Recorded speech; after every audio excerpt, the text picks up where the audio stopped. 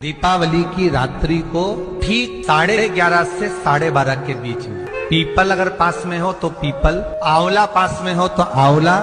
बेलपत्र पास में हो तो बेलपत्र, इन 3 वृक्ष जो आपके पास में हो, जो नजदीक में हो, लगाना एक ही के नीचे है। ये नहीं कि तुम तीनों के पास पहुंच जाओ और घर में जाकर